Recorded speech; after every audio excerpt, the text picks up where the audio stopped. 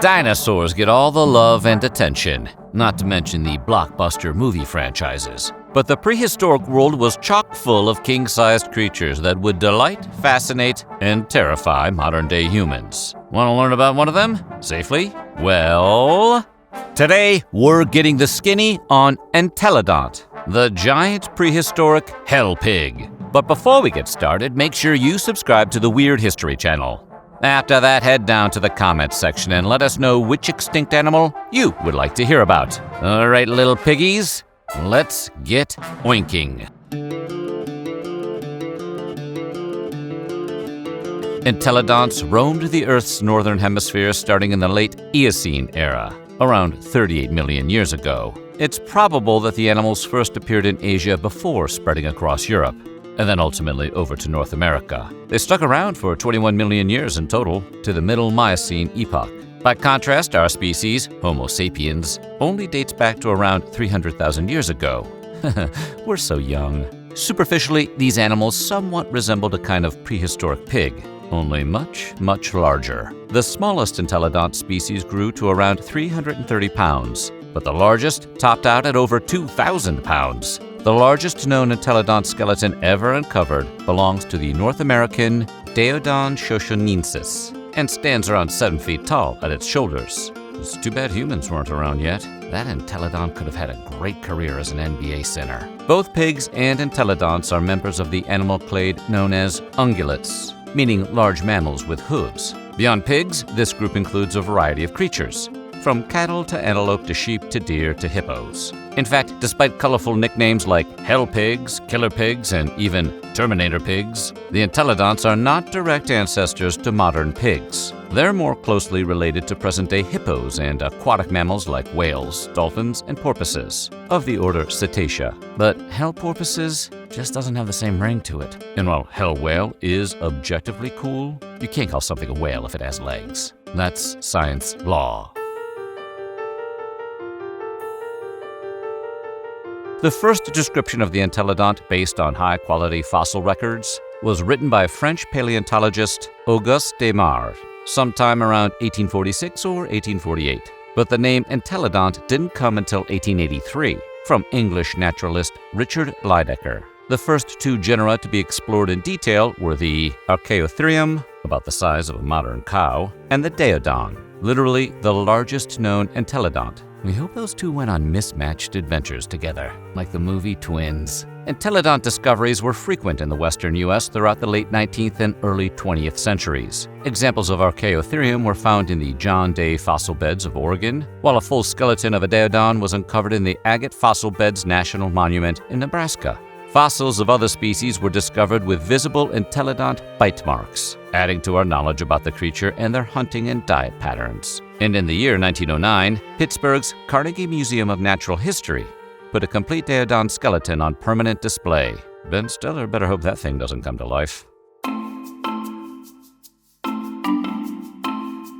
Like pigs, Entelodons had large heads, long snouts, and powerful jaws. In some species, the heads accounted for 35 to 45% of the animal's total body length, and were often covered in protruding bumps or ridges, giving them a fearsome profile. Early researchers were particularly intrigued by these bumps and ridges, and the first imagined depictions of Entelodonts played up their gruesome, even nightmarish, facial features. Today, most experts believe that the animals had regular cheeks, lips, and other soft features that would make them look more like conventional animals, just bigger. Despite all the advantages of their huge, scary-looking heads, this evolutionary development also made the hell pigs kind of top-heavy. The Entelodonts, with the largest heads, members of the genus Deodon, had a hardy central core of muscles and bone to help support their huge head and keep it aloft. It was basically a mascot costume. The rest of the Entelodont body was much smaller and more narrow. They had surprisingly agile, slender necks, and their thin limbs were cursorial, best adapted for quick bursts of running. Coupled with their top-heavy weight distribution, this made for a brutal manner of attack, essentially throwing their huge frames at other animals while running to knock them around. Picture the animal version of a tank, and you're close. They may have had a fighting edge, but most modern scientists believe that Entelodonts were omnivorous, and it's unlikely they were aggressive or vicious predators. Specifics about the precise eating patterns of entelodonts remain unknown, but scientists think they subsisted primarily on plants, while serving as scavengers when meat sources were available. Their powerful jaws and diverse variety of mammalian teeth would have been able to cut through tougher and harder foods than a number of other species in their environment, and many entelodonts could have potentially even chomped through bone. It's believed that many entelodonts could open their mouths to an angle of up to 150 degrees, similar to modern-day hippos, allowing them to fit their jaws completely around an enemy. Archaeologists once discovered a pile of small camels that had apparently been bitten in half, and based on analysis of the specific marks, they concluded that entelodonts were responsible. In Wyoming, other researchers have uncovered what they've charmingly termed meat caches, areas where entelodonts would apparently stockpile prey, first by biting off an animal's head, then gathering together its innards and viscera to store for a rainy day. Like we said, a powerful NBA center. Beyond their love of prehistoric pantries, not much is understood about these animals' behavior or social structure. It's assumed they were aggressively territorial with each other, though it's also possible some entelodonts lived in small family units for protection, like when you roll up to 7-Eleven 3 friends deep because it's after midnight. The animals didn't have tusks, but they would use sharp ridges and bumps on the sides of their faces both aggressively and defensively. Their wide mouths and powerful bites were almost certainly their most useful weapon in direct conflicts. Any attack would have relied almost entirely on brute strength and short-term speed, rushing up to an enemy, knocking it over, and biting down as a finishing move. Entelodont bodies were powerful, but weren't designed for the more rigorous side of typical predation. That is, stalking and killing prey methodically over the course of an entire hunt. Look at its tiny legs. It's not built for that. Intelligence may have also been a factor. Entelodonts had huge heads, yes, but this space was full of teeth and muscle. In fact, the average entelodont brain was only around the size of an orange and lacked the processing power for complexities like hunting tactics or strategy. Fortunately, the other animals with whom entelodonts would likely tangle, including horses, camels, and rhinos, were similarly on the lower end of the mammalian intelligence spectrum. No offense, in case any of them are watching. A collection of fossilized footprints uncovered in Nebraska's Toadstool Geologic Park appears to actually record one such encounter. Researchers believe that an Archaeotherium had been stalking a now extinct kind of hornless rhino, known as a subhyracodon. If you're wondering what the point of a rhino with a horn is, evolution apparently agreed with you. The rhino had likely been too dim-witted to realize an ambush was imminent, and once the powerful entelodont pounced in a swampy, wet environment where quick turns and escapes were difficult, there was nothing more to be done. The hell pig's bone-crushing bite won the day, although fossil evidence has been unable to disprove that it may have also been carrying a gun.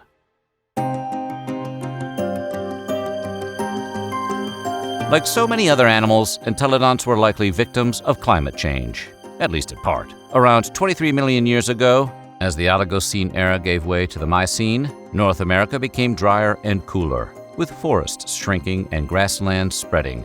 Large herbivores known as ruminants started to appear, including ancestors of today's cows, sheep, goats, and horses. These animals, with their smaller size and grass-fed diet, were almost certainly better adapted for life in Earth's new biomes, giving them a strong competitive advantage over the top-heavy hell pigs. It's likely that some entelodont species also faced new competition from hyena-like mammals, who also had large heads with a set of specialized teeth, ideal for stripping flesh from bone. While this was enough to spell the end for many of the entelodont families and species, including the Archaeotherium, some of the animals managed to survive these changes, even flourishing. This included the massive Deodon, which remained capable of overwhelming competitors due to its huge size. But the Deodon's doom came with a variety of bear dog-type species, many from across the Bering Land Bridge between North America and Russia. These animals were not as large as the Deodon and lacked some of its charging power, but they had a number of other advantages. They were more intelligent, capable of hunting in groups, and utilized the element of surprise. They were also more wiry and fast than the Deodon, and could potentially escape predators even when cornered. As the environment continued to change, favoring smaller and more intelligent species, all entelodonts disappeared at some point between 16 and 19 million years ago. Though they're not featured in any Jurassic Park movies, and lack the PR value of iconic ancient creatures like the T-Rex or woolly mammoth, entelodonts have started to make some inroads in popular culture. They were featured in the popular early 2000s BBC docuseries Walking with Beasts, and with the focus of an episode of National Geographic's Prehistoric Predators. And hey, they're not done making Jurassic Parks yet, so a pig can dream.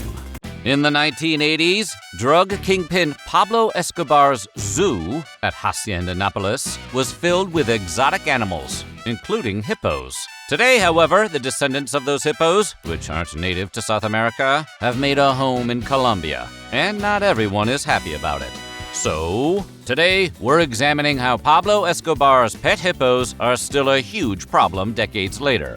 Okay, time to push it to the limit.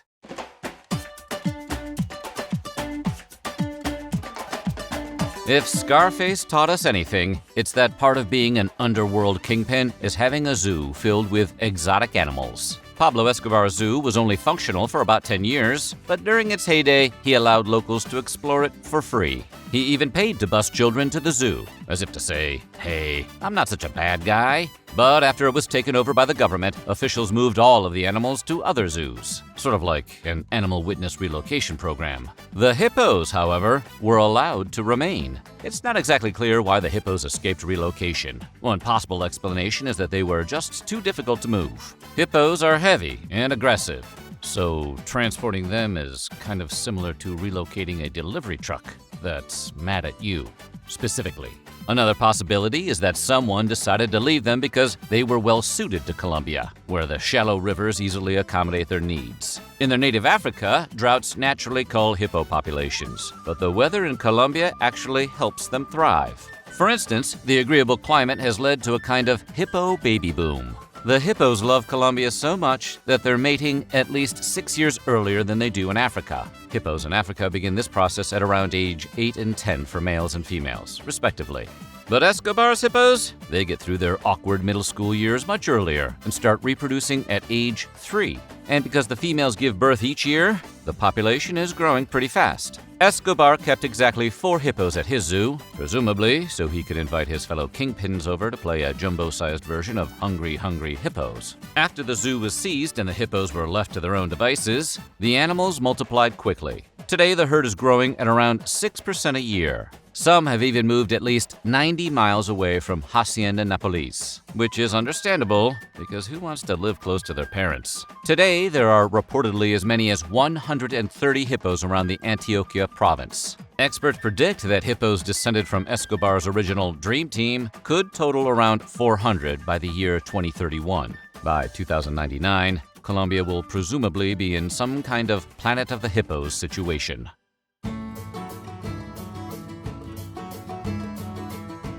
The good news is, while Escobar's hippos are potentially dangerous to humans in certain situations, so far they haven't actually caused many problems for the people of Colombia. In fact, for many years there were no reports of any attacks, and only a few people had ever had aggressive encounters. The hippos mostly kept to themselves, like goths at the beach. But while these hippos haven't hurt anyone yet, their numbers continue to increase and their territory continues to spread. So it's probably only a matter of time before one gets too close to humans for comfort. In 2007, villagers began calling the Ministry of Environment in Bogotá, saying they'd seen a strange giant creature with small ears and a big mouth. It was either a series of Vin Diesel sightings or the introduction of a new species. Officials dispatched veterinarian Carlos Valderrama to check out the situation and discovered that the animal in question was, in fact, a hippo. According to Valderrama, a lot of Colombians are unfamiliar with the animals and don't realize how potentially unsafe they can be around humans.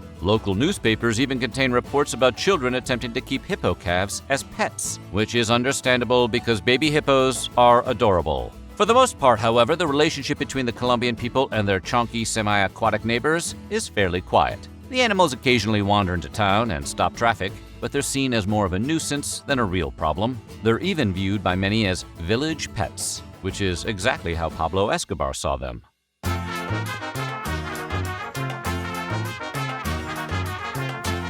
But things have not all been peaceful. In 2009, the Colombian government authorized the termination of Pepe, a descendant of Escobar's original hippos. Pepe had become quite the troublemaker, and he was repeatedly caught doing things like bulldozing through crops, knocking down fences, and slaying cows. crack team of Colombian commandos in a battle to the death with a drug dealer's crazed hippopotamus? Sounds like a Bananas action flick.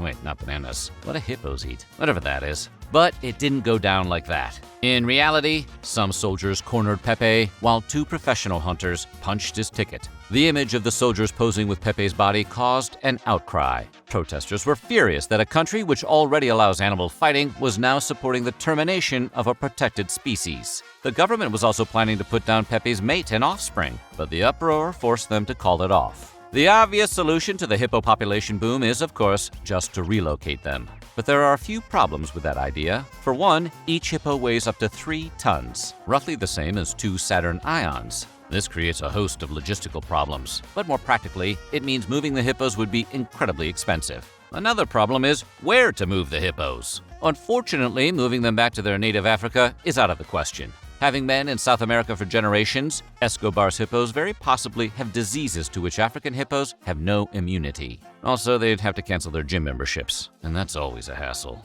Luckily, there are some alternatives to Africa. In 2023, Colombia proposed using heavy-duty iron containers to fly 70 of the hippos to sanctuaries and zoos in India and Mexico. The logistics of this operation would be complicated, but officials believe it's possible. Meanwhile, Ecuador, Botswana, and the Philippines have all expressed willingness to take on some of the animals as well, apparently undeterred by the problems Colombia is experiencing. That being said, captivity is only really an option for the calves. Some hippo calves have been taken to zoos, but few zoos request the adults. Building a nature reserve for the hippos is also an option.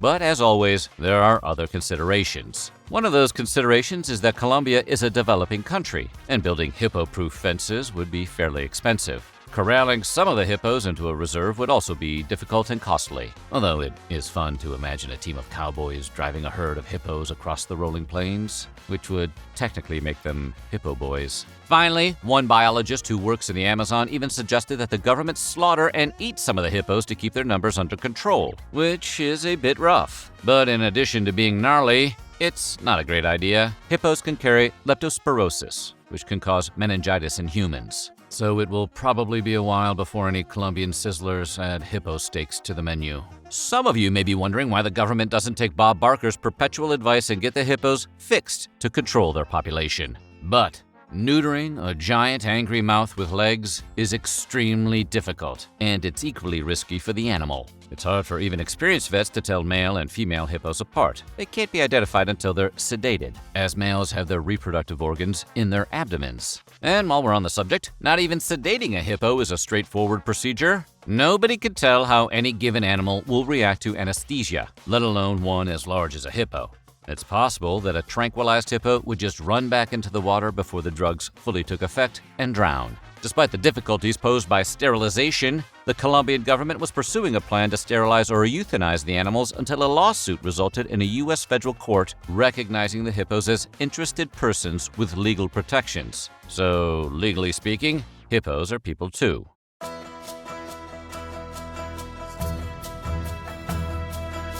Hippos are not native to South America, making them, according to one hippo researcher, the largest invasive animal. And because hippos were never meant to live in Colombia, some are worried that they will inevitably affect the ecosystem in unpredictable ways. For example, hippos eat a lot. Just look at this picture of one. He's not ordering from the dollar menu. And when a hippo eats a lot, it poops a lot. While some fish and bugs consume hippo waste, it can be a bad thing in massive quantities. For example, hippo dung can put too many nutrients into the water, which creates algae blooms. That algae harms fish by depriving them of oxygen.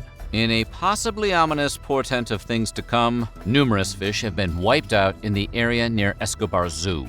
No one is 100% sure why the fish died. Maybe the fish found some of Escobar's old product and simply partied too hard. But ecologists suspect the hippos may be to blame. Either way, in 2022, the government declared the hippos a toxic invasive species.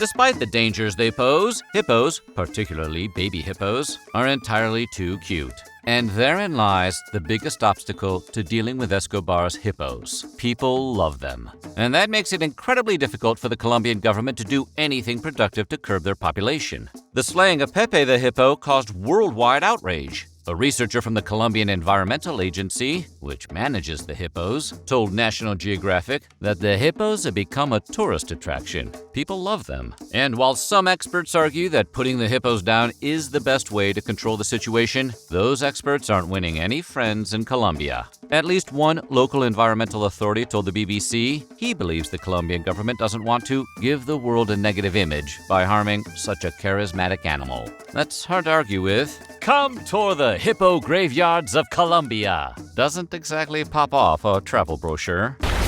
Every now and then, nature likes to remind us humans that we're not the center of the universe, and that at any moment, any one of us could find ourselves in the belly of a big fish. That's exactly what happened in 1935, when a 14-foot tiger shark regurgitated a human arm at an Australian aquarium, prompting a police investigation that uncovered a mystery so wild it remains unsolved to this day. Today, we're looking at the time a shark spat up a human arm and launched a murder investigation.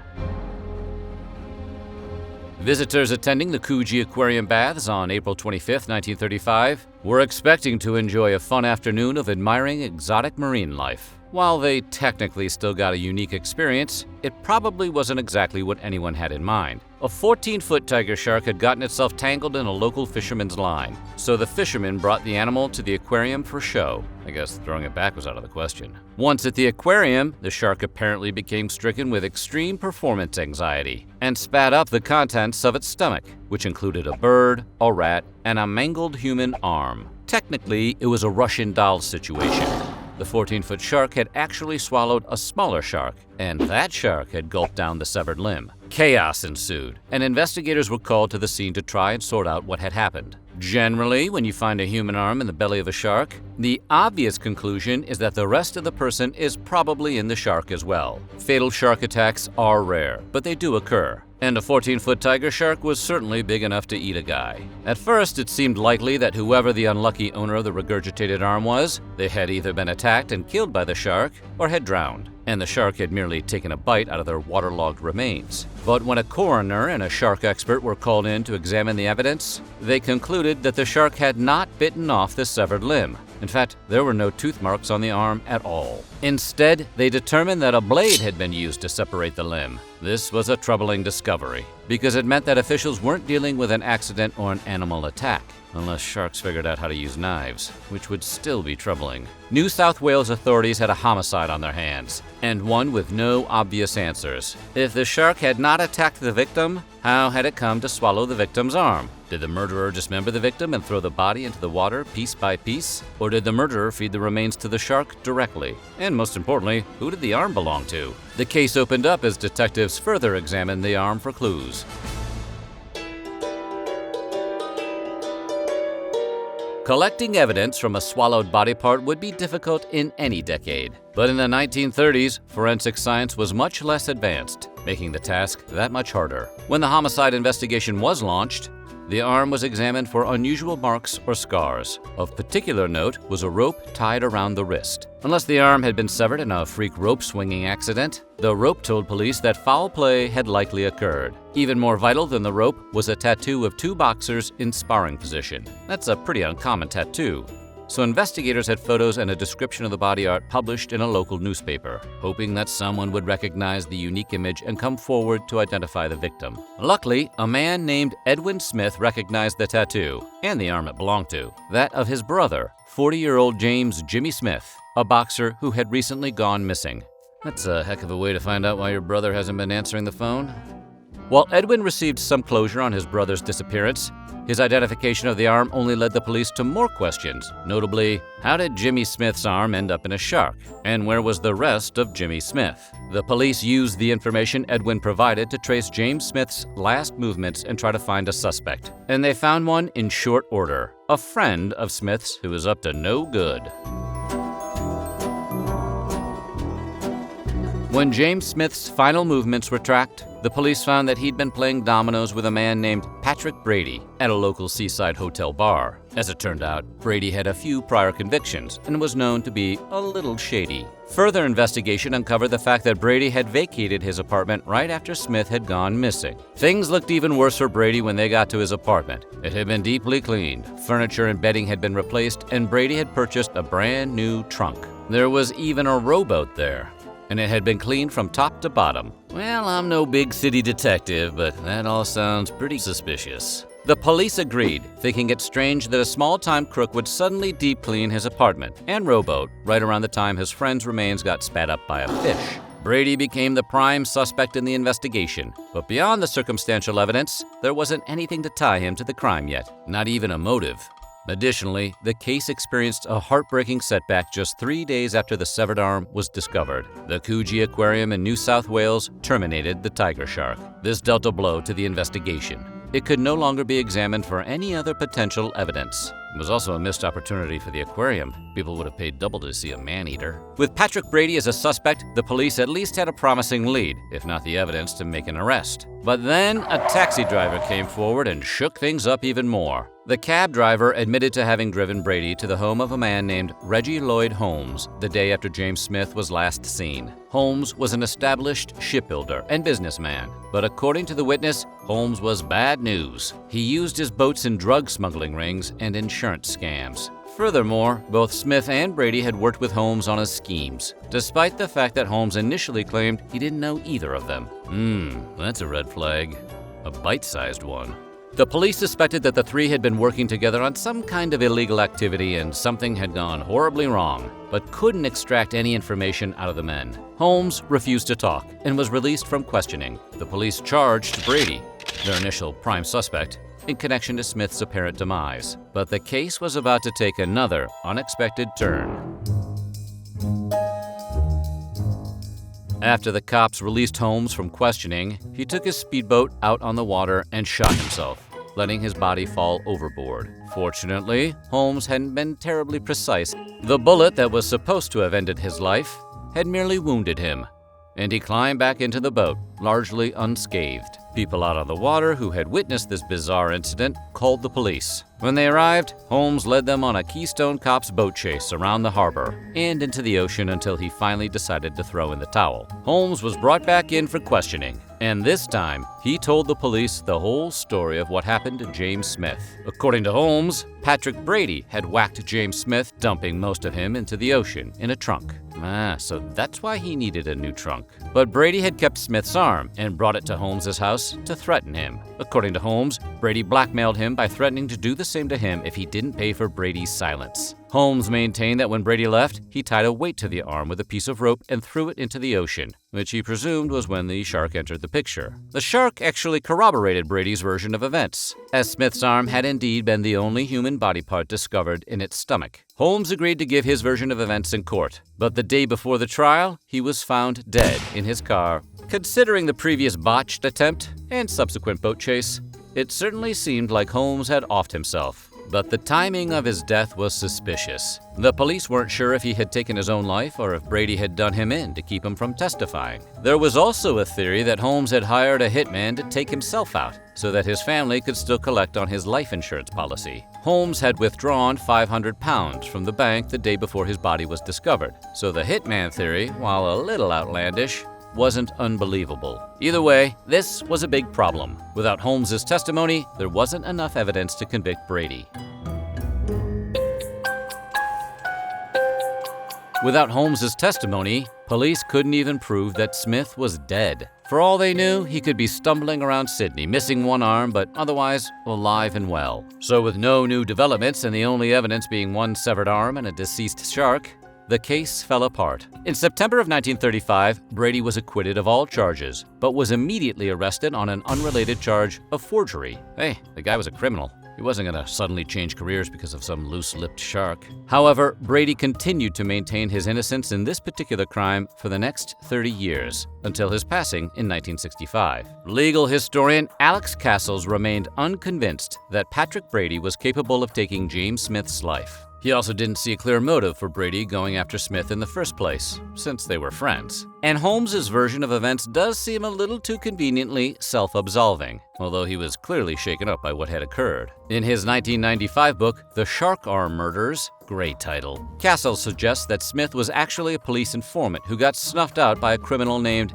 Eddie Wyman. Castles alleges that Smith told the police critical information that led to Wyman's arrest. So Wyman took revenge on Smith and silenced him for good. But Castle's theory is just that, a theory. Officially, the shark arm case has never been solved. And after 90 years, it seems unlikely that it ever will. All hands on deck. Man your battle stations. The tragedy of the USS Indianapolis is considered one of the gravest disasters in the history of the United States Navy. If you've seen Steven Spielberg's 1975 mega-hit Jaws, one of the most riveting moments in the movie is a speech by the character Quint recounting the slaughter of the crew of the USS Indianapolis by a school of sharks. I'll never put on a life jacket again. If you thought some clever screenwriter just made it up for the film, well, allow us to fill you in on all the gory details.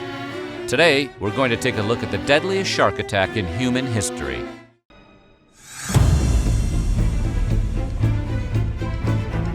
On July 26, 1945, the USS Indianapolis completed a mission that would change world history when it delivered the components for the first operational atomic device to the island of Tinian. The parts would be assembled into the notorious atomic bomb known as Little Boy, and just a few days later, it would be dropped on the Japanese city of Hiroshima, wiping out an estimated 80,000 people. After completing the delivery, the Indianapolis was sent to join the USS Idaho in the Philippines. There they would assist in preparations for an invasion of the Japanese mainland. The ship set out alone for its new destination at a clip of 17 knots. It was smooth sailing at first, but the USS Indianapolis would soon find its journey coming to a sudden and violent halt. It was just after midnight on July 30th, 1945, when a Japanese submarine launched 2 torpedoes into the side of the Indianapolis.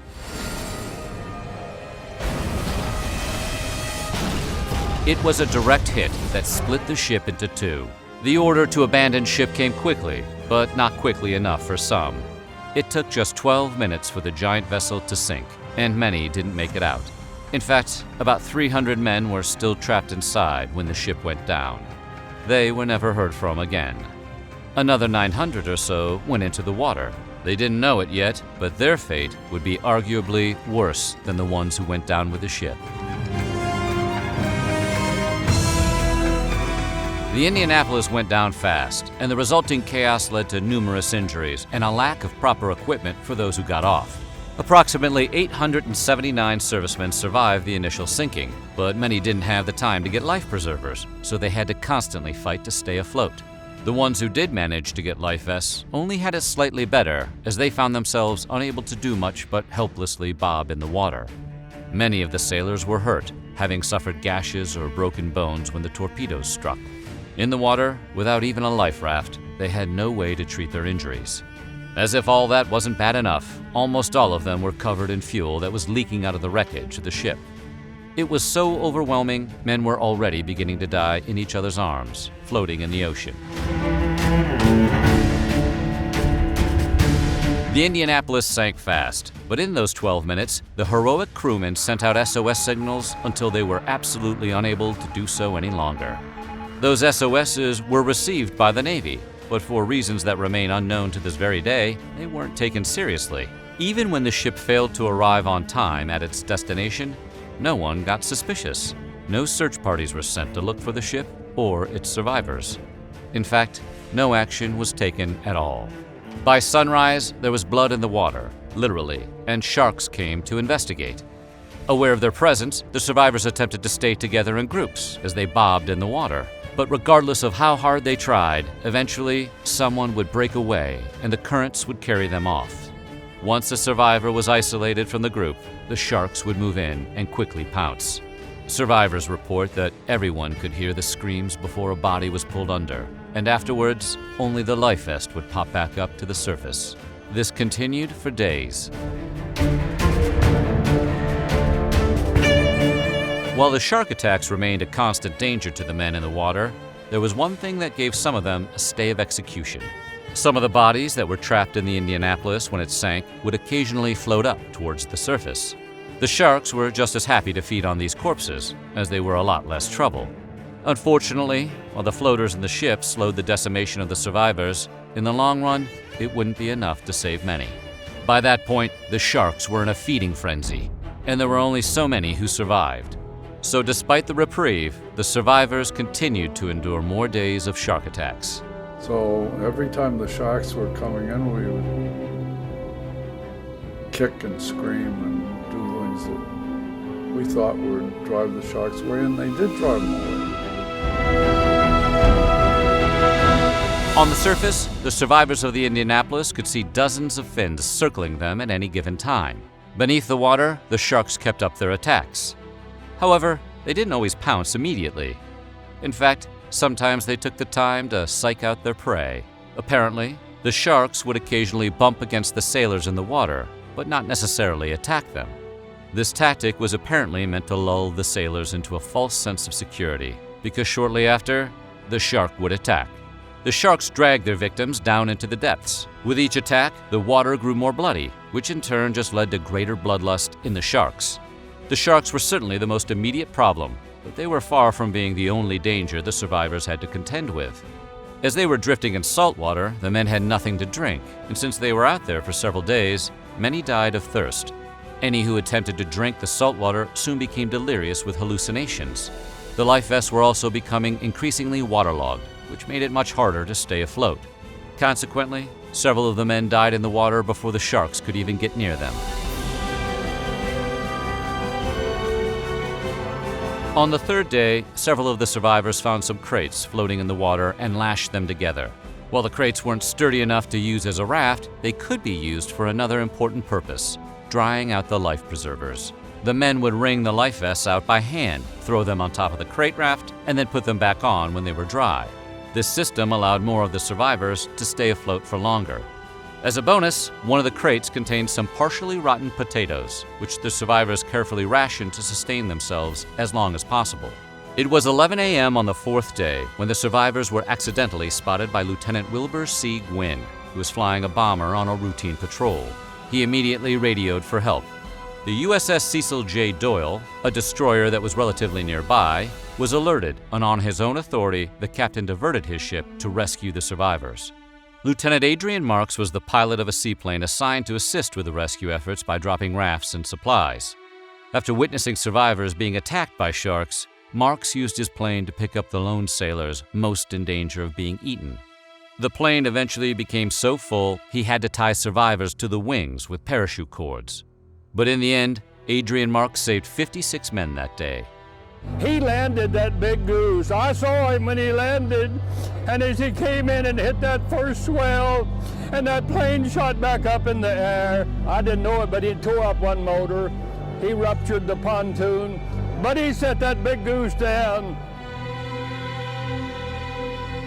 When the captain of the Doyle arrived on the scene, he threw caution to the wind and pointed a searchlight into the sky to alert other rescue vehicles in the area.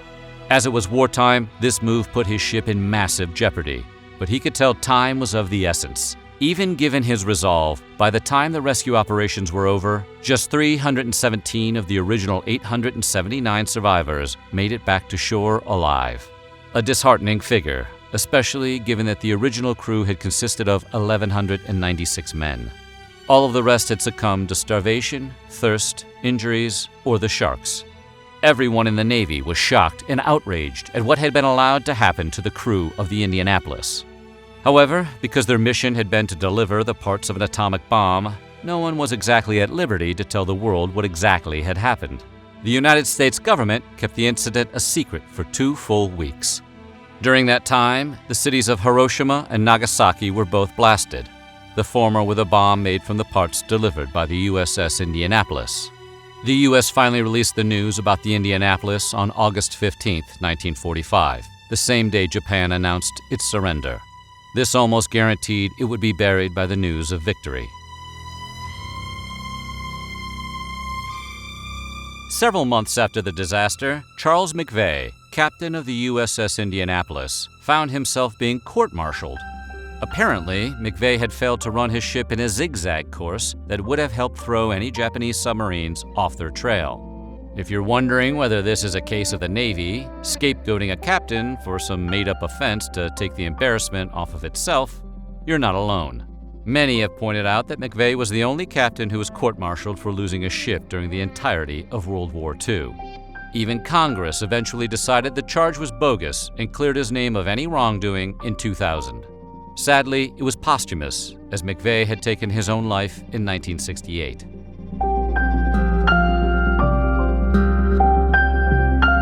When multiple people die from shark attacks, it's usually the result of a series of strikes by the same animal, limiting the number of attacks that are possible. For example, in 1916, a shark known as the Matawan man-eater, which we did in a previous video, killed 4 people and attacked a 5th.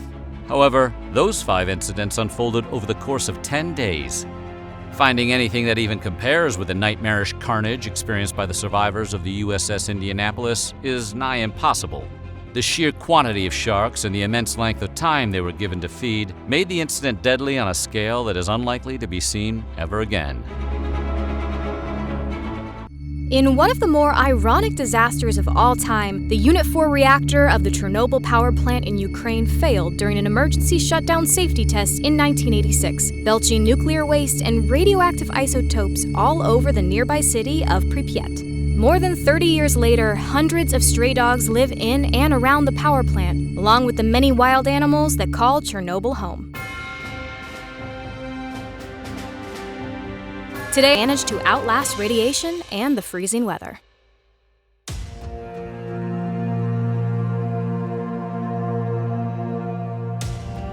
Did we mention that Ukraine is cold?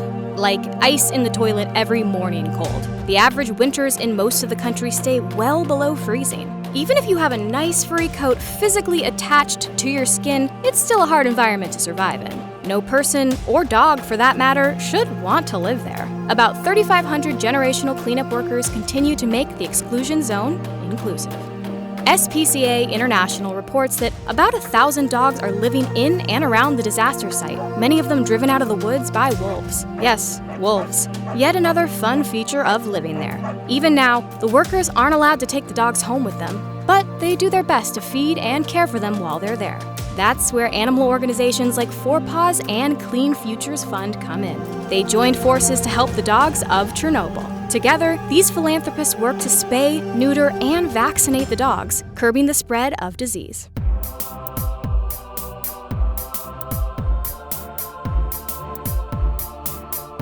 You can actually open your home to these animals. SPCA International and Clean Futures Fund have been working together to make this happen.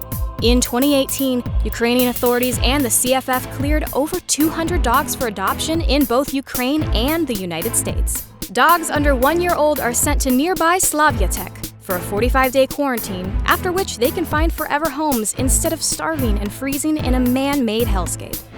If you're hoping for an irradiated dog with superpowers, you're going to be pretty disappointed. USC's resident Chernobyl biologist Tim Mousseau had this to say: "Most of them do not seem to be radioactive." That was a bit of a surprise. We saw absolutely no dogs with 2 heads or any major genetic abnormalities. More than 450 animals were tested for radiation exposure, received medical care, vaccinations, and were spayed or neutered. In a surprising twist, the radiation testing revealed that the dogs living in the zone were not harmfully contaminated. Even those unfortunate animals that do have mutations, like those dog-eating wolves we talked about earlier, are unlikely to start solving or committing crimes. No tentacles, no acid breath, just albinism and cataracts. One area where the dogs do seem adversely affected are their lifespans. Dogs from the area only live for about 4 years. The disaster crews do what they can, but without a real home, there's nothing to keep these dogs from dying of malnutrition, predators, disease, and the bitterly cold winters.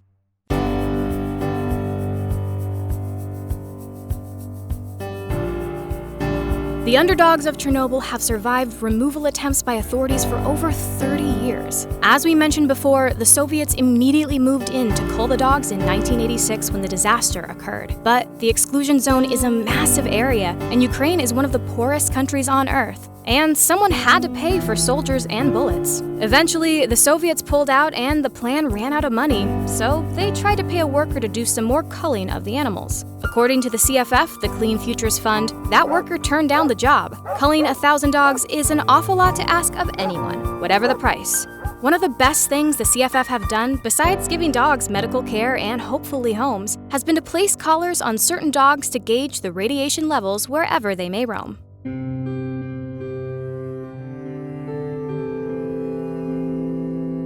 We've spent a lot of time talking up the dogs, but you don't want to pet them unless they're in your house or in a shelter. If you're visiting Chernobyl, yes, you can visit for whatever reason, and yes, people do it. You should never ever touch a dog that hasn't been decontaminated. This should go without saying, but any good human being knows how hard it is to resist petting a dog. Since these dogs grew up in the exclusion zone, they don't come without their quirks. Here's what you need to know. The dogs don't understand the concept of a toy. The only things they enjoy playing with are sticks and anything they can eat. The CFF developed a training program for Chernobyl puppies while they are in the adoption shelter, but they will likely still need a little extra care and attention to reach their full potential. All these pups ask is a little of our patience, time, and love, and they will give that love back in spades because, well, they're dogs. It's what they do. Man's best friend has to be able to deal with man's worst accidents, and the dogs of Chernobyl have had to suffer it for generations. It's not much to ask any of us to do our part to make it suck just a little bit less by giving what we can, when we can, how we can. I will not die at their claws and paws. I will fight, I will be strong. I'll be one of them. Timothy Grizzly Man Treadwell spent 13 summers camping among the bears at Alaska's Katmai National Park. He treated them more like friendly companions than wild animals, and he integrated himself into the bear population at Katmai using unorthodox and dangerous methods. Which raises the question, how did he end up in the stomach of a creature he considered to be his best friend? I will be the master. Still a kind warrior. Today, we're going to take a look at everything that had to go wrong for Grizzly Man Timothy Treadwell to meet his fate. The brown bears of Alaska usually start prepping for winter in September. Knowing that's when the bears' appetites are on the rise, that's also when most of the bear watchers leave Katmai National Park. Indeed, on September 26th, Treadwell and his girlfriend, Amy Huguenard, packed up their camp in Kaflia Bay and headed to the airport. Once there, though, the couple had a change of heart. Treadwell was upset that he hadn't seen his favorite bear, a female he had named Downy. He also noted that the weather forecast was calling for rain. That meant more fish would be moving through the bay's waterways, attracting more bears. Treadwell was also put off by the cost of plane tickets back to his home state of California. After a verbal altercation with an airline employee, he decided to return to the park. The couple knew what they were up against. September was a dangerous month in the park due to all the hungry, feeding bears. In a letter dated September 2nd, Treadwell told friends, "I'm going to make it, unless one of the unfriendly bears gets me." Kaflia Bay along the Alaskan Gulf Coast was one of Treadwell's favorite spots for bear watching, and he spent time there every summer. In his 1997 book, Among Grizzlies, he labeled this part of Katmai National Park the Grizzly Maze, because in order to access it, campers had to navigate the web of intersecting grizzly trails in the thick brush surrounding the bay. Treadwell and Huguenard ventured back to the park on September 29th. In order to remain undetected by the Park Service, who'd recently imposed a new rule that primitive campsites had to be moved every 5 days, the couple traveled deep into the maze. Despite the fact that Treadwell had witnessed some alarming bear behavior while in the maze the previous August, he still set up camp in the most isolated part of it. Treadwell wrote on August 21st, "Much danger for me. I felt a great deal of paranoia, and rightfully so." He also mentioned that a nearby creek was loaded with bears and trouble. In addition to traveling deep into the Grizzly Maze, Treadwell also made the risky decision to establish his camp along one of the major bear trails. He was intent on instigating as many bear encounters as possible, and the location would make that easy for him. According to biologist Larry Van Dale, Treadwell chose the spot he did to ensure that bears wishing to traverse the area would have had to either wade into the nearby lake or walk right next to the tent. In Van Dale's estimation, a person could not have designed a more dangerous location to set up a camp. And it wasn't a choice made out of ignorance. Videos found in Treadwell's tent indicate he understood exactly what he was doing. Yet he was convinced the bears wouldn't harm him because he thought they were his friends. Convinced he had nothing to fear, Treadwell ditched his bear spray and opted not to surround his camp with an electric fence. While there is no evidence pepper spray causes any long-term damage to bears, and other experts put electric fences around their camps, Treadwell felt these safety devices were unfair to the bears. He decided to go without. Treadwell's friends had routinely questioned his tactics throughout his career. They were worried he would wind up getting mauled, but he would just say, "If it happens, it happens."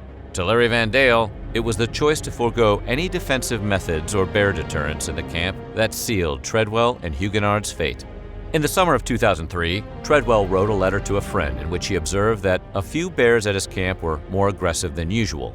Some scientists now believe this behavior was caused by the lack of food that year.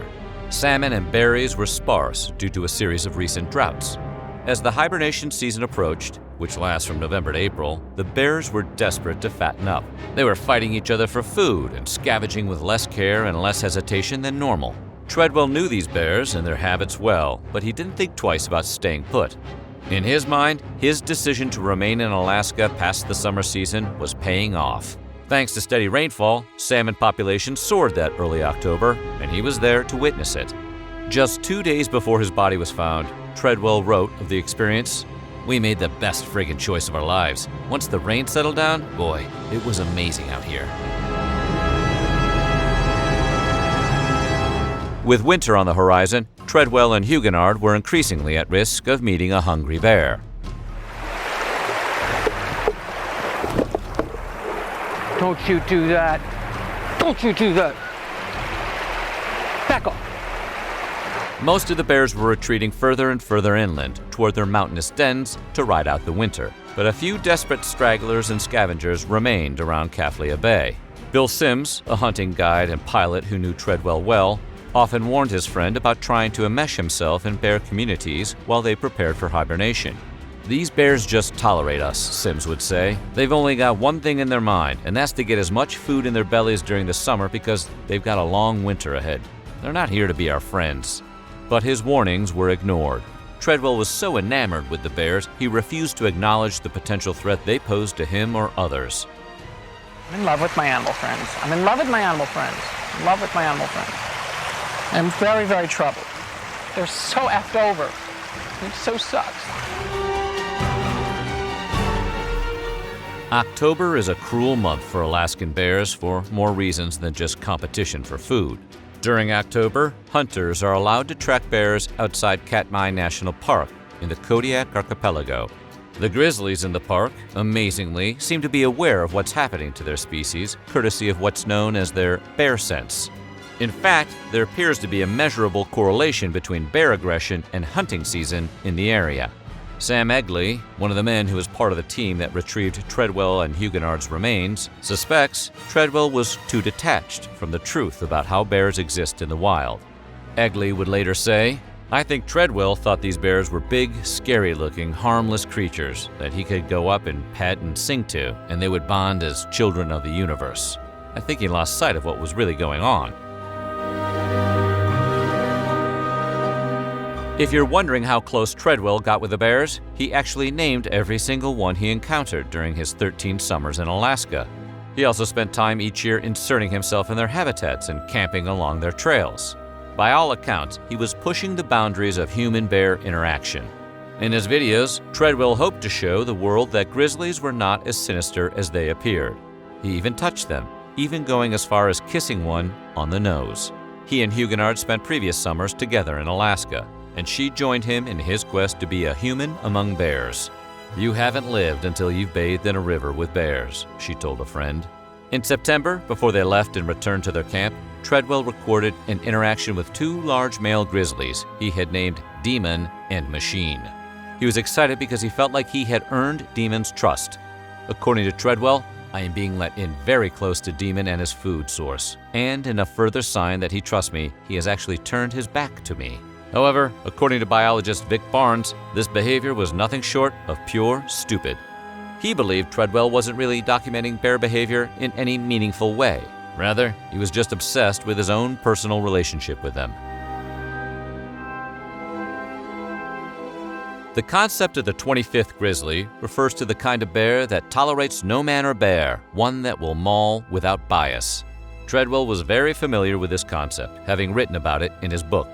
The way Treadwell behaved toward the Grizzlies' demon and machine even implied he believed they met the qualifications to be considered 25ths. He told Huguenard to keep her distance, but video evidence shows neither bear was interested in them at the time. Despite this, Treadwell was fixated on becoming their friend. He believed that bears identified the smell of people with dangerous poachers. Mythologizing his role in rewriting the narrative of the grizzly bear, he wondered, how can I communicate to him that I am friend and all the rest are foe? With no defenses and a campsite that was intentionally placed on a heavily used bear trail, Treadwell and Huguenard's camp caught the attention of a visitor, the 1,000-pound male grizzly Treadwell referred to as the Machine. The interaction likely occurred the night of Sunday, October 5th, and instead of using caution, Treadwell left Huguenard in the tent and approached the bear he heard roaming around their camp. Treadwell recorded audio of the incident, as he did with most of his bear encounters.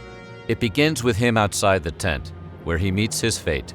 For Treadwell, leaving his tent to investigate nearby bears was typical, but the incident escalated as the Machine's predatory instinct kicked in. Treadwell and Huguenard's remains were found the next day. I would love to be his friend, but he's not that type of bear, Treadwell said about the Machine, who was put down after the incident. Human remains were found in the bear's stomach. A few days later, a man with the Alaska Troopers told reporters Treadwell knew that he was playing with fire, which was likely part of the appeal. I will die for these animals. I will die for these animals. I will die for these animals. The 1981 film Roar follows a man who lives peacefully among wild animals in Africa until his family visits, and all hell breaks loose. But the real hell happened behind the scenes, where 70 members of the cast and crew were injured on set. And that's just the beginning. So, today we're going to take a look at the insane story behind Roar, the most dangerous movie ever made. In a modern Hollywood production that called for dangerous animals in a scene, the director would likely just use CGI to insert the creature into the film. But that wasn't an option for Noel Marshall, so he used real lions. And not just lions. Once principal photography began in October of 1976, a full menagerie of animals were brought onto the set. The animal cast included 132 lions, tigers, leopards, cougars, and jaguars. And those were just the big cats. Less clawed but equally dangerous was a 10,000-pound bull elephant named Timbo. The inspiration for Roar came from a real-life experience of director Noel Marshall and his wife Tippi Hedren, who first got the idea for the movie after traveling to Africa. The couple visited a game preserve in Mozambique where they saw an old building filled with a pride of lions. After that, they came up with the premise of a scientist living in harmony with the lions, protecting them from hunters. The couple figured the film would be set in Africa, but shot in California. So, in 1971, they started to raise lion cubs at their residential home in Sherman Oaks, California, which is the same city where they filmed Fast Times at Ridgemont High. Very Africa-esque. Noel and Tippi also shared the house with their 3 children. Marshall and Hedren actually thought they were being safe. They reasoned that raising the lions with their children would minimize the chances of the cast and crew getting attacked once production commenced. The director's son, John Marshall, recalled living in the house with lions for about 6 months. He joked that they referred to them as teenagers because at 3 o'clock in the morning when you're passed out, they could kill you. And when they don't kill you, you develop trust. I bet those kids looked like big hors d'oeuvres to those cats. In a development that probably didn't make the insurance company too happy, maulings occurred frequently on the set of Roar. You'd think the production wouldn't be too eager to let that be known, but on the contrary, Noel Marshall left several of the real-life big cat attacks in the final cut of the movie. That includes scenes in which both his own stepdaughter and wife were so grievously injured that they had to be hospitalized. That atmosphere naturally created a lot of fear, and the actor's real-life distress is visible on the screen. So not only was Marshall not winning any Best Director awards for this movie, Father of the Year wasn't in his cards either. By all accounts, Marshall repeatedly put his cast and crew, once again including his own family, at tremendous risk to get footage. According to his son John, Marshall refused to call cut even when his actors were crying out for help. According to film critic Matt Singer, the actors in Roar look like hostages who are being forced to play roles at gunpoint. He also mused that Roar's ostensible message is one of peaceful interspecies cohabitation, but that message is contradicted by scene after scene of lions wrecking things, eating things, jumping on things, and generally scaring the crap out of everyone they meet.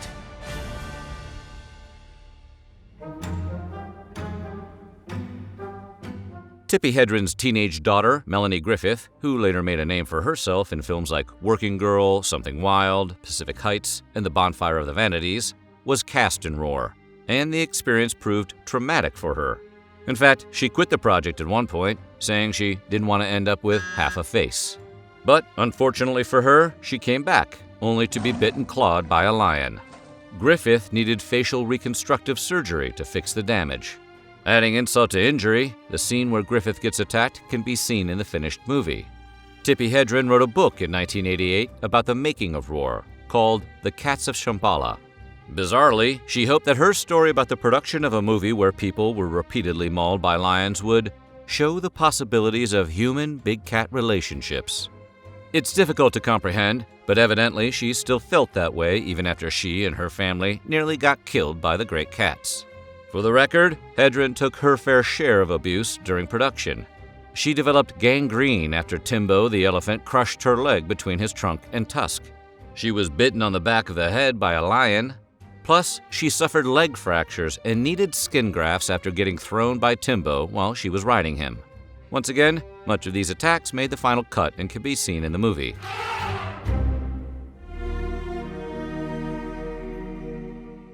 Noel Marshall's son, John Marshall, acted in Roar and performed many other production tasks. Like the rest of the family, John did not escape the shoot unscathed. In another on-camera incident that happened very early in the production, a male lion bit Marshall's head and refused to let go. It took 6 men 25 minutes to remove him from the lion's grasp. In the end, he received 56 stitches. For most of us, an incident like that would say, maybe this job isn't for me, but it didn't deter John from returning to production. In fact, he went back to work only 2 days later. The show must go on. But does it? Perhaps out of some sense of father-son loyalty, John Marshall was the only family member who was willing to promote Roar during its re-release in 2015. In interviews, however, he said that he still gets nightmares from the shooting and putting any sense of loyalty to the side for the moment. He also had some harsh words for his father. Dad was to do that to his family. Yeah, but did they ever work for James Cameron? Oof. Noel Marshall was the writer, director, and star of Roar, and he had the injuries to prove it. In fact, Marshall wound up with so many bites, some of which were filmed and some of which weren't, that he eventually developed gangrene. The director needed to be hospitalized for 6 months because of the condition, as well as the multiple leg injuries he sustained after a lion dragged him around the set. It took him years to recover. I guess that's suffering for your art. Jan de Bont was the cinematographer for such legendary movies as Die Hard, The Hunt for Red October, and Basic Instinct. But Roar was the Dutch cinematographer's very first U.S. shoot, and it was almost his last. Filming wild animals at close range obviously came with risks. De Bont got scalped by a lion and needed 120 stitches in order to reattach his skin. Actor John Marshall remembers assuming the production would need to find a new director of photography because he assumed that there was no way De Bont would return. But like a true professional, and maybe madman, De Bont completed shooting the movie. When he did, Marshall was amazed.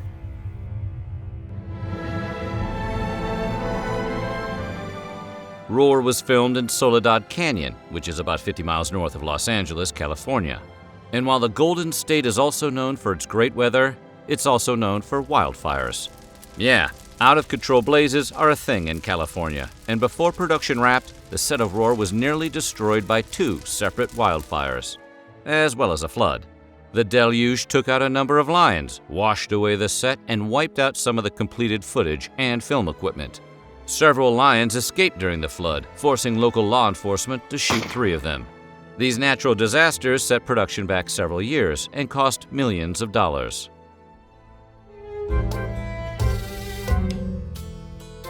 Tippi Hedren and Noel Marshall got divorced in 1982, and, not surprisingly, Marshall's son John believes the disaster that was Roar had something to do with it. According to John, Melanie was Noel's stepdaughter, but was Tippi's real daughter.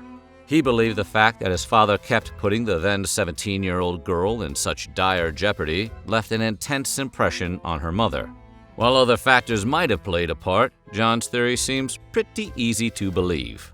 Noel Marshall thought he could film Roar in 6 months with a $3 million budget. However, when lions are the co-stars in a movie, there are bound to be complications, and complications there were. Marshall and his DP, Jan de Bont, were forced to film the scenes in a documentary style, oftentimes covering the action with 8 Panavision 35mm cameras. The scene where Marshall drives a Jeep with tigers riding in the back alone took 2 weeks of rehearsal. And since the actors frequently required hospitalization and natural disasters continued to destroy the sets, the film was repeatedly delayed. In the end, Roar took 5 years and cost $17 million. Much of the movie ended up being personally funded by Marshall and Hedren after their financiers backed out. Smart financiers. For all of the literal blood, sweat, and tears that went into Roar, it didn't even get released in North America when it was completed in 1981. Hollywood simply lost interest after all the production delays. Hollywood, so fickle. It did screen in various theaters around the world, but only brought in a paltry $2 million at the box office. Decades later, however, in 2015, Draft House Films finally put Roar on the big screen in the United States. The company re-released the picture on 6 theaters nationwide, with an expansion that spring and a DVD release in the summer. The film was also screened at the South by Southwest Festival. In interviews, Alamo Drafthouse founder Tim League described the film as this great little undiscovered treasure that we're hoping to find a whole new audience for. That's one way of putting it. The Jersey Shore shark attacks of 1916 were so unexpected, so sudden, and so violent that they stuck in the public eye like a splinter and never really left. The Matawan man-eater, as the shark was called, claimed between 3 and 5 human lives before the killings finally stopped, and by that time the word shark had taken on a dark significance among beachgoers. Today, we're looking at the shark story that inspired Jaws. Once upon a time, there was a killer shark that terrorized the shores of the Garden State for 12 horrible days.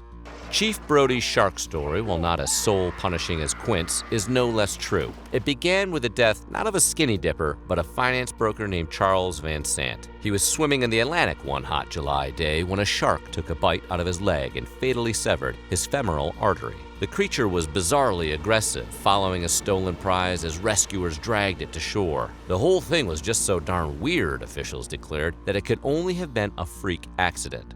5 days later, bellboy Charles Bruder would make victim number 2, leaving his friends with these chilling final words. "A shark bit me, bit my legs off." The shark abandoned the beach for the calmer waters of nearby Matawan, a charming little borough straight out of Huckleberry Finn adventure. In the town's freshwater creek, he would find his next 3 meals, all prepubescent boys with wooden hoops and broom switches. 11-year-old Lester Stillwell went first. He told his friends to watch him float. Instead, they looked on in horror when he bobbed up and down like a jack-in-the-box as the shark, whom we're beginning to think may have been Pennywise the Clown all along, went about the messy business of eating him, and then making him float. 24-year-old Stanley Fisher jumped in like Superman and tried to help the distressed boy back to land, but no one told him there was a 300-pound shark swimming around in there too. He had to find that one out for himself. Making for the ocean again, the shark had one more for the road, Joseph Dunn, age 12.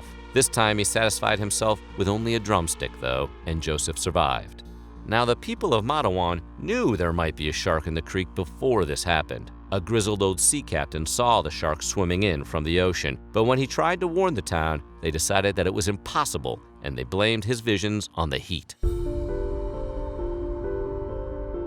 To be clear, great white shark attacks in the US are not very common. You're more likely to be killed by bees than sharks, and most shark attacks aren't fatal. We know this is going to come as a shock, but what happened in Jaws is not at all typical of shark attacks. After 5 attacks in less than 2 weeks, the hunt was on. The ocean soon teemed with mobs or schools of fishermen armed with dynamite and eager for vengeance and glory.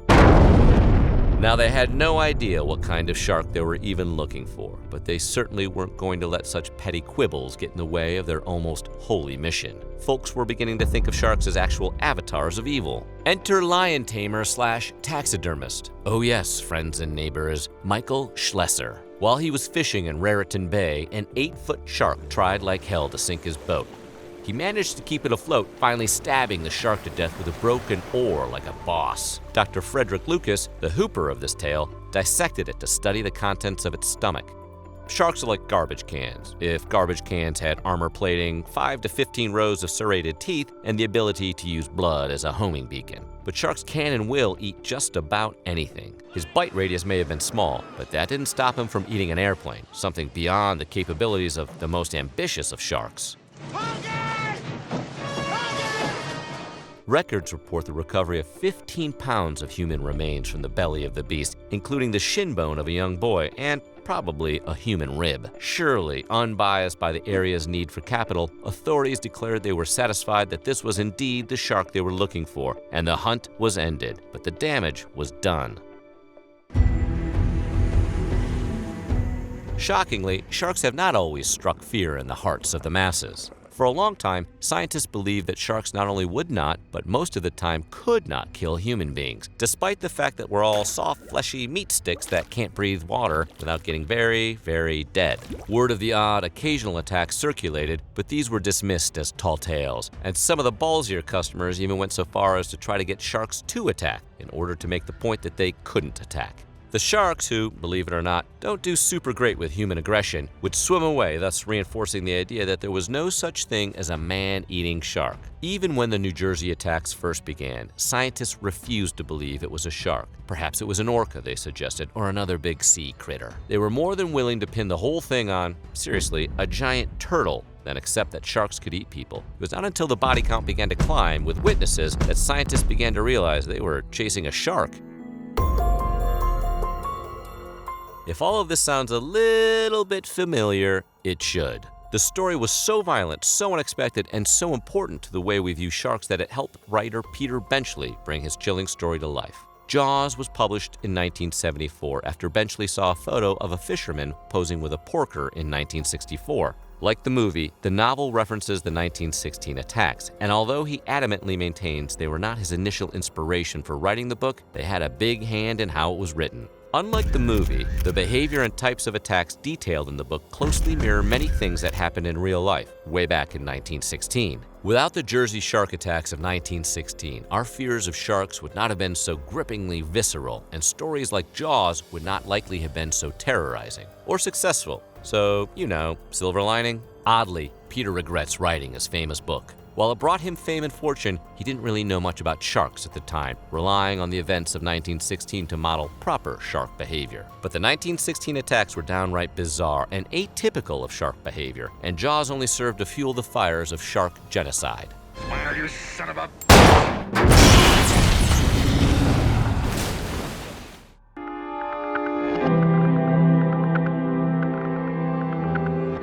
When the movie Jaws came out, its impact may not have been as severe as that of the New Jersey attacks, but there was still a serious impact.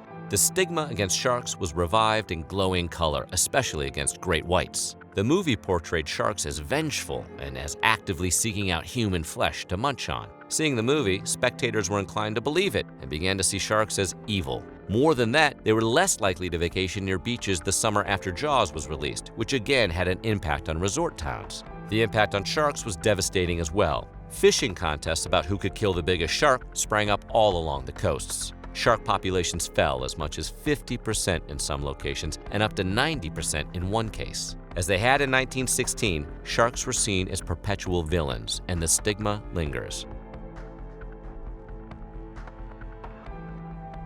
This is where the story should end, but a lot of questions have been raised over the years about the shark that committed these acts. Great whites don't go nosing around for food in creeks, and it is very rare for a single shark to kill so many people, especially in such a short period of time. It's been suggested that the killings were not done by one shark, but by a group or shiver, which would go a long way toward explaining why they happened so rapidly in multiple locations. Maybe Schleicher's shark was the fall guy. The shark would also have had the power to be in several places at once. There's a horrifying thought. Witnesses reported seeing sharks in multiple locations over very little time. That could have been partially due to hysteria over the deaths, but after what happened in 1916, it's probably a bad idea to write them off again. It's also been suggested that the shark was not a great white, but a bull shark, which have been known to be more aggressive towards people and are now well known for their attacks, as well as being capable of traveling through salt and fresh water. The waters of a creek, for example. In the end, all the details about this weird spree of shark attacks may never be known. What is known is the impact these events had and how it still affects the public's perception of sharks to this day. With his tacky suit and deliberate obtuseness, the mayor of Amity Island is a character we love to hate. Tomorrow's the 4th of July, and we will be open for business. But he had a valid point. Resort towns like Amity and the Jersey Shore depend on tourists for survival. Whether Schleicher's shark was a serial killer or just got really peckish one day, the vicious attacks changed the lives of not only the 4 victims and their loved ones, but everyone in business on the shore. Beaches closed, bringing the economy to a standstill as they waited for the shark hunt to end. Now relegated to buffet lines for sharks, these once lively bergs lost their glamour and fell into decay.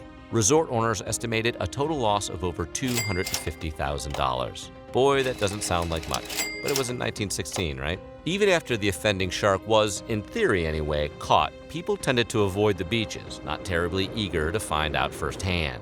Some enterprising businesses had a go at embracing the legend, promoting art that showed smiling sharks to promote a child-friendly environment. But some resort towns just shut down, unable to pull in enough money to get by. It's been over 100 years since then, and folks still know Matawan as that town where 5 people got eaten. Some people have even argued that the attacks and deaths tanked President Woodrow Wilson's campaign for re-election. As the beachfront communities rotted away, the voters there were understandably less than stoked to vote for him again. As we said, sharks are basically swimming trash cans. They're perfect killing machines, but they aren't malicious, although we could argue that with their dead little eyes, it might be a bit less creepy if they were. If you take anything away from this, it ought to be that hanging around and eating people is not your typical shark's MO. Sharks are far more likely to stay away from humans, and they certainly do not go out seeking human flesh. We're pretty scary and we don't taste super great. Sharks are predators of opportunity and prefer to grab what they can get and haul ass out of there if things get too exciting. You're more likely to get hurt stepping in a hole at a beach, be killed by bees, be kicked or gored to death by a deer, or even savaged by a cow than you are to end up a shark snack. It's the sharks that really ought to organize. Humans kill millions of them every year, to say nothing of the garbage we dump in their backyard. Even on the sea, we're apex predators. If a shark does decide to come at you, you have a pretty good shot at not getting eaten. The vast majority of shark attacks end in minor injuries, and while pants-loadingly frightening, rarely leave more than a mental and physical scarring. Seldom do more than 1 or 2 shark attacks result in serious injury or death. The fact that the 1916 killings are ones we're still talking about today just goes to show how few of these shark attacks are man-eaters. So before you go the way of the chief, rest assured, you're more likely to end up in a confrontation with the business end of a jellyfish if you brave the ocean than you are a killer shark. The 2003 film Open Water was inspired by the real-life story surrounding the disappearance of Tom and Eileen Lonergan on January 25, 1998. Abandoned by their tour boat while diving in Australia's Great Barrier Reef, the couple was missing for 2 days before anyone even realized they were gone. A rescue mission was eventually mounted, but their bodies were never found. The critically beloved film made from their story theorized the couple fell victim to sharks, but the truth is, no one really knows how Tom and Eileen met their fate. Today, we're going to take a look at the terrifying true story that inspired the movie Open Water. Okay, let's dive in. A dive slate is a small board often carried by divers on which they can write messages. Dive slates make underwater communication much more effective and give the diver a place to record information. About 6 months after the Lonergans disappeared, 100 miles north of their last known position, a fisherman pulled a water-worn dive slate from the sea. It read, Monday, January 26, 1998, 8 a.m. To anyone who can help us, we have been abandoned on Agincourt Reef by MV Outer Edge, 25th of January, 1998, 3 p.m. Please help to rescue us before we die. Help. The message proves that Tom and Eileen didn't stay behind by choice, and that the couple survived at least into the following afternoon. After their disappearance, Tom and Eileen's diaries were located and read. They provided plenty of insight into the state of the couple's marriage, which, apparently, was in a particularly dark place. Turns out, both of the Lonergans were unhappy in their marriage and with their lives. Both of them also hated their respective teaching careers. According to Eileen's diary, she believed she was becoming too intertwined with her husband, who she suspected was developing a death wish. Sections of Tom's diary seemed to validate those suspicions. For example, in one passage he wrote, I feel like a student who has finished an exam. I feel that my life is complete, and I am ready to die. There are those who believe that the diary suggests the Lonergans died enacting some sort of suicide pact, or alternatively, that Eileen died in a murder-suicide at the hands of her husband. However, most investigators have concluded that the couple died in an unfortunate accident, and the personal stuff in the diaries is just coincidental. The movie Open Water speculates that Tom and Eileen were eaten by sharks. While plausible at first, experts have pointed out most sharks that live in the waters around Australia are harmless to humans. Moreover, the couple's wetsuits and dive jackets, which later washed ashore, showed no blood residue, teeth marks, or anything else that indicated a shark attack. Despite this, at least one veteran diver still believes they were eaten by sharks. That would be Ben Kropp, who thinks that the likely culprits were tiger sharks. He theorizes these notoriously dangerous sharks would have watched and waited for hours before trying to attack. Because of the tiger sharks, Kropp believes Tom and Eileen couldn't have lasted more than 48 hours. During the investigation, police encountered the captain of another boat who claimed to have visited the same dive spot the day after the Lonergans disappeared.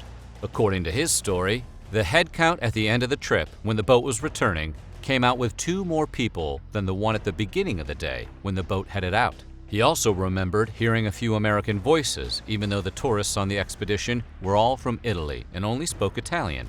If true, this would mean that the Lonergans spent the night in the ocean, slipped in amongst the Italian tourists during the next day's dive, boarded the second boat without being noticed at the time, and then disappeared forever after reaching the shore. While this scenario can't be eliminated as impossible, most investigators haven't found it particularly plausible either.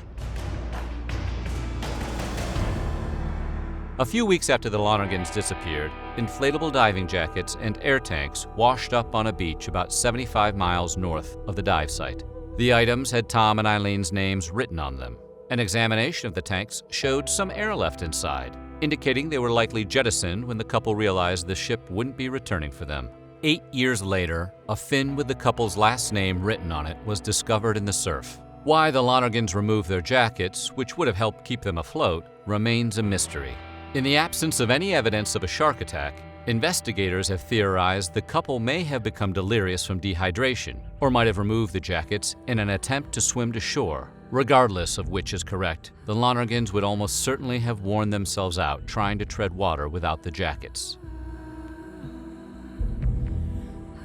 The air tanks and diving jackets weren't the only items found. Several months after the Lonergans vanished, a woman's wetsuit of the same size Eileen wore washed up on shore. It was found intact, with no damage that was consistent with a shark attack and no traces of blood anywhere on it. While some minor tears were present in the armpit and the bottom area, they were believed to be caused by the suit getting snagged on coral as it made its way through the ocean. Barnacles were attached to the zipper, and forensic scientists were able to use their rate of growth to determine that the suit had been in the ocean since approximately the end of January, or right around the time Tom and Eileen disappeared. While there isn't any concrete evidence to suggest such a thing, many have speculated that Tom and Eileen faked their deaths. Why? Well, more than 20 eyewitnesses from all over the continent came forward to say they saw the couple after the date of their alleged demise. Those who hold this point of view tend to believe that the Lonergans were picked up a mile away from the dive site by an unidentified boat. If they did fake their deaths, the Lonergans would really have had to start from scratch. Their bank accounts remained untouched, their passports were left behind, and their insurance policies were never cashed in. However, such a scenario seems unlikely, given that their plan would have required the ship's crew to somehow miscount the number of passengers aboard. Shortly after the Outer Edge returned to shore, one of the crew members found the Lonergan's bag left unattended. Thinking it was merely forgotten luggage, they handed it to the lost and found. Meanwhile, the hostel Tom and Eileen had been staying at had sent a shuttle to bring them back. When they didn't show up, the driver spent a short time searching for them in shops and restaurants and then checked in with the Outer Edge. At this point, it was discovered that the Lonergans had left their shoes at the dive shop. Furthermore, it was assumed that the couple had forgotten the shoes and managed to make it back to the hostel without the shuttle. It was 2 days later when the owner of the Outer Edge noticed the Lonergan's bag was still in the lost and found. He opened it up and found Tom's wallet. This prompted him to call the police. More than 48 hours after they had gone missing, a search was finally begun. Immediately, it was discovered that 2 dive jackets and weights were missing. Though it took 48 hours to get a search started, the Outer Edge had actually returned to the exact same dive spot with a different group of divers only 24 hours after Tom and Eileen disappeared. One of the divers from this group discovered 2 weight belts on the seafloor.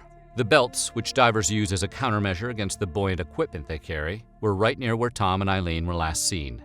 This was reported, but it was before anyone knew the couple was missing, so no one tied the 2 events together. The ship's crew simply considered the belts a lucky find and carried on with the day's expedition. Though it can't be known for sure, it's possible that these belts were the ones Tom and Eileen had been using. They likely would have dropped them once they realized the ship wasn't returning. It was Eileen Lonergan that first started scuba diving. She picked up the hobby when the couple lived in Louisiana, and she convinced her husband to give it a shot as well. On what would be their final trip, they had been returning from a Peace Corps mission in Fiji when they decided they couldn't miss the chance to dive at Australia's Great Barrier Reef. To that end, they boarded the Outer Edge, which took 24 divers to 3 different sites about 40 miles offshore. The third dive was at a place known as Fish City on account of the abundant sea life. Being experienced divers, Tom and Eileen allegedly told the crew they wanted to go off on their own for this final dive. This request was apparently never recorded in the dive log by any of the ship's crew. Taking head counts at the beginning and end of a diving expedition is standard practice, which raises the question, how was Tom and Eileen's absence overlooked? The ship's skipper claims to have ordered such a count on that day. However, in the middle of the count, things got confused when 2 people jumped back into the water. With the count down 2, these people were assumed to be the last divers and all appeared to be accounted for. It's also believed that the crew may have been generally inexperienced. On the day the Lonergans disappeared, the water was clear, calm, and warm. This has led some to wonder why the couple didn't swim to a large buoy that was nearby, or one of the well-lit diving platforms that was only a few miles away. However, experts say that while these things would be easily visible from the deck of a boat, things would look very different from the surface of the water.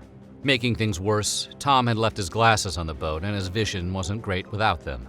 As for the diving platforms, they were likely up current, which would have made them very difficult to swim to. It's also highly likely that the couple was in a state of panic. And who wouldn't be? They had been abandoned in the ocean and there was no rescue mission underway. Combined with the sun's heat and lack of drinking water, the Lonergans were probably disoriented and terrified. In 1999, the owner of Outer Edge, Jack Nairn, was charged with the manslaughter of Tom and Eileen Lonergan. At trial, the defense used the couple's diaries to convince the jury that the 2 might have faked their own deaths. Nairn was acquitted. As the trial centered on Nairn personally, rather than the entire company, it's possible that the jury didn't believe the deaths were solely his fault. Nairn was later tried in civil court. This time he pled guilty to negligence and was eventually fined for breaking safety rules. While he may have escaped criminal liability, Nairn didn't get off scot-free. The court costs and fines, coupled with the negative publicity to his business, forced him to close Outer Edge. As a result of the incident, Queensland would later enact stricter rules governing how dive companies take head counts. How do you think you would have survived being abandoned at sea? Let us know in the comments below, and while you're at it, check out some of these other videos from our weird history.